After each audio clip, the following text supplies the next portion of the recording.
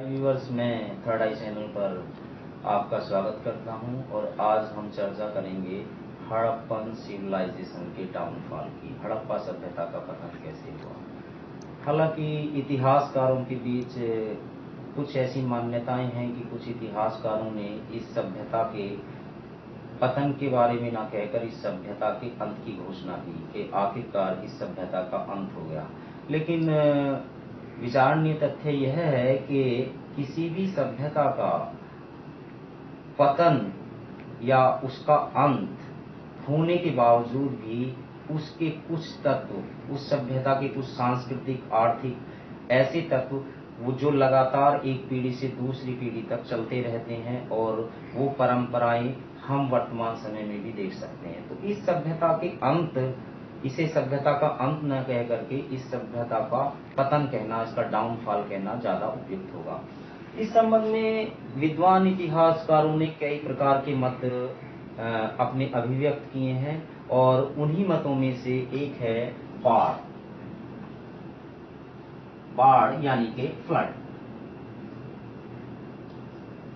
और इस थ्योरी को देने वाले विद्वानों में सर्वप्रथम सर जॉन मार्शल, अर्नेस्ट मैके और एस.आर. राव, ये विद्वान इतिहासकार रहे हैं।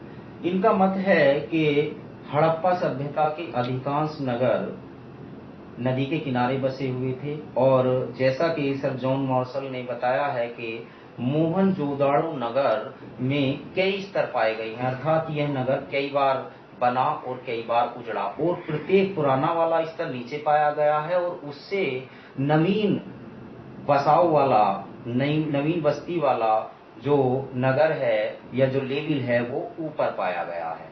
और प्रत्येक स्तर पर कहीं ना कहीं रेत के कण, रेत के टीले हमें प्राप्त होते हैं जो इस ओर संकेत करते हैं कि हड़प्पा सभ्यता के इन नगरों में बाढ़ आई और हर बार हड़प्पा वासियों ने, मोहनजोदड़ो वासियों ने अपनी सेटलमेंट्स को, अपनी बस्तियों को ऊपर बसाया।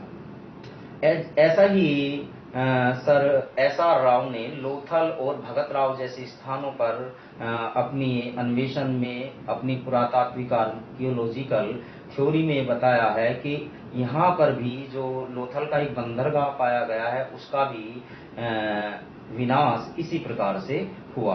तो इन सभी विद्वान इतिहासकारों का मानना है कि बाढ़ के द्वारा ही हड़प्पा सभ्यता का अंत हुआ। परंतु दीगर बात ये है, गौर काबिल बात ये है कि आखिर जो नगर नदियों के किनारे नहीं बसे हुए थे उन नगरों का पतन कैसे हुआ। तब हमारे सामने एक अन्य थ्योरी निकल कर आती है, वो है आर्यों का आक्रमण।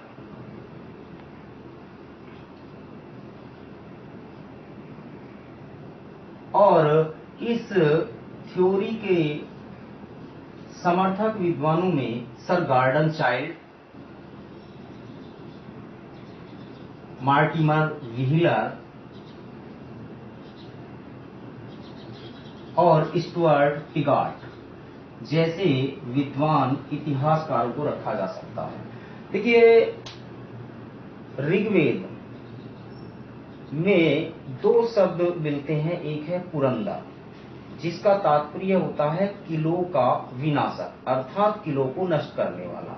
और ये पुरंदर की उपाधि ऋग्वेद में इंद्र को दी गई है जो आर्यों का नेता या उनका प्रमुख देवता हुआ करता था। फिर ऋग्वेद में ही एक शब्द आता है हरियूपिया।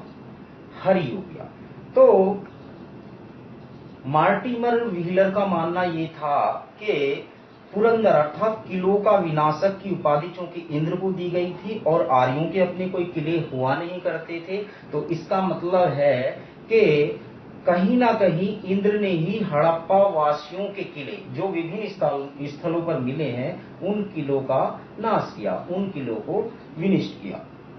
दूसरी ओर हरियूपिया नगर जो ऋग्वेद में प्राप्त होता है, हरियूपिया शब्द जो ऋग्वेद में हमें प्राप्त है, उस हरियूपिया नगर की तुलना उन्होंने हड़प्पा से की है।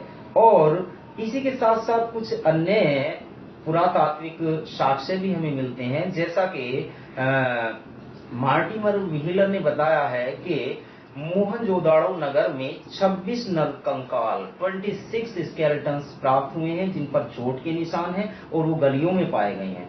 इसी के साथ साथ हड़प्पा नगर में भी जो कब्रिस्तान एच है, कब्रिस्तान एच के अंदर कुछ ऐसे स्केलेटन, ऐसे नरकंकाल प्राप्त हुए हैं जिसमें औरतें भी हैं, बच्चे भी हैं। और साथ ही साथ ये स्पष्ट तौर से इशारा करते हैं कि इन हड़प्पा नगर में पाए जाने वाले ये नरकंकाल आक्रमणकारियों के थे। अर्थात मार्टिमर व्हीलर और गार्डन चाइल्ड और स्टुअर्ट टिगार्ट जैसे इतिहासकार यह मानते हैं कि इस सभ्यता का अंत आर्यों के आक्रमण के कारण हुआ। लेकिन यहाँ पर कई प्रकार की विसंगतियां हैं, जैसा कि हम जानते हैं कि जो आर्कियोलॉजिकल सर्वे हैं या जो साहित्यक स्रोत प्राप्त होते हैं ऋग्वैदिक सभ्यता के, तब भारत में 1500 ईसा पूर्व अर्थात 1500 BC में आर्यों का आगमन हुआ। और जबकि हड़प्पा सभ्यता का जो पतन था या जो उसकी अवनति थी वह लगभग 1800 ईसा पूर्व के आसपास 1800 BC के आसपास हुई। तब हम देखते हैं कि लगभग 300 वर्ष का अंतराल हड़प्पा सभ्यता के पतन और आर्यों के आगमन में होता है। हालांकि दोनों ही पक्षों की, मार्टिमर व्हीलर और जो इनके विपक्ष में बोलते हैं, उनकी अपनी अपनी सीमाएं हैं, अपनी अपनी लिमिटेशंस हैं और किसी भी तथ्य से पूर्ण रूप से संतुष्ट नहीं हुआ जाता। पतन के संबंध में अन्य जो मत उभर कर आता है वो है जलवायु परिवर्तन, क्लाइमेट चेंज। और इस विचारधारा के समर्थक विद्वानों में ऑरेल स्टीन का नाम प्रमुख रूप से आता है। Aurel Stine. इन विद्वान इतिहासकारों ने बताया है कि पहले पंजाब, सिंध और तमाम हड़प्पा सभ्यता के जो प्रमुख केंद्र रहे हैं वहां की जलवायु काफी उपयुक्त थी, परंतु वहां के निवासियों ने वनों का चाहे ईंट बनाने में या किसी अन्य कार्य के लिए वृक्षों का बहुत ज्यादा कटान किया। और जैसा कि हम जानते हैं कि जब वनस्पति का निर्वनीकरण किया जाता है तब कहीं ना कहीं वहां पर वर्षा की मात्रा कम हो जाती है। तब स्पष्ट रूप से इनका मानना है कि बहुत ज्यादा वृक्षों का कटान किया गया, वनस्पति का क्षरण किया गया और इसी कारण इस सभ्यता के नगर उजड़ गए। अन्य जो थ्योरी निकल कर आती है वह है जल प्लावन की थ्योरी। जल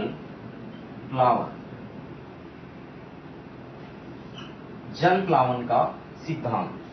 इस सिद्धांत के अनुसार इतिहासकारों का मानना है कि मोहनजोदाड़ो और हड़प्पा जैसे नगरों में बहुत ज्यादा पानी एकत्रित हो गया और इस पानी के या इस जल के एकत्रित हो जाने के कारण यहाँ की भूमि दलदली हो गई और जमीन में उपजाऊ तत्वों की एकदम कमी हो गई। और इस कमी की वजह से वहां के निवासियों का अपने लिए जीवन चलाना, अपने आप को कृषि योग्य रख पाना असंभव हो गया। इसी कारण इस सभ्यता का पतन हुआ। चलिए केयूआर कैनेडी जैसे अन्य जो विद्वान अनुसंधान करता रहे हैं तो उनका मानना है कि जैसे कि आप वर्तमान समय में देख रहे हैं हमारे यहाँ पर कोरोना जैसी बीमारी चल रही है, तब उन्होंने नरकंकालों का अध्ययन करने के बाद इस निष्कर्ष को हमारे समक्ष रखा है कि वहाँ पर प्लेग जैसी कोई महामारी एपिडेमिक रही और इसी कारण वहाँ पर सभ्यता का अंत हुआ, सभ्यता का पतन हुआ।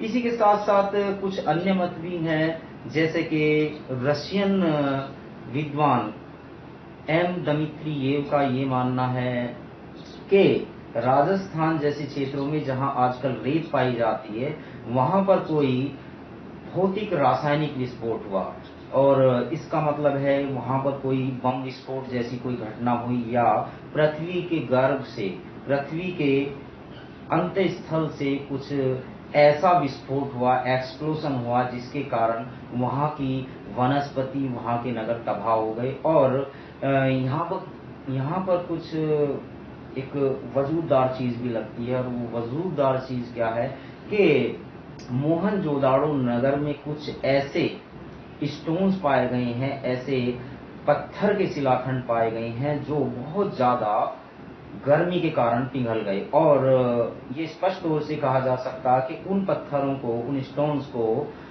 मेल्ट करने के लिए कम से कम 15,000 डिग्री सेल्सियस टेम्परेचर की आवश्यकता थी। तो डियर स्टूडेंट्स, हमने आपके समक्ष ये तमाम वक्तव्य रखे, लेकिन इन्हीं सभी थ्योरीज की अपनी अपनी सीमाएं हैं, अपनी अपनी लिमिटेशंस हैं, और कोई भी सभ्यता किसी एक कारण से विनिष्ट नहीं होती, उस सभ्यता का पतन किसी एक कारण से नहीं होता। ये एक सतत प्रक्रिया है जिसमें विभिन्न प्रकार के प्रकर्म सहायता प्रदान करते हैं। एक अन्य जो व्यू है वो ये भी देखा जा सकता है कि कहीं ना कहीं जो हड़प्पन सिविलाइजेशंस के जो लोग हुआ करते थे, उनकी आर्थिक गतिविधियों में, उनके व्यापार में, उनके ट्रेड में कमी आ गई, और इस वजह से जो नगर जिस अस्तित्व पर टिके होते हैं, उस अस्तित्व को अब वो पोषण प्राप्त नहीं हो रहा था, क्योंकि नगर, यह जो जीवन होता है वो अपने आप में कृषि कार्यों से जुड़ा हुआ नहीं हुआ करता, वो अधिशेष पर, यानी कि सरप्लस पर, यानी कि किसानों पर, मजदूरों पर और उनके द्वारा पैदा किए गए अन्न पर टिका होता है। तो कहीं ना कहीं हड़प्पा सभ्यता के पतन में हमें आर्थिक जो रीजन्स हैं, आर्थिक जो कारण हैं, उनकी उपेक्षा नहीं करनी चाहिए। इसी के साथ ये आज का टॉपिक मैं यहीं पर समाप्त करता हूं, और नए टॉपिक में आपसे पुनः मुलाकात होगी। तब तक के बाय बाय।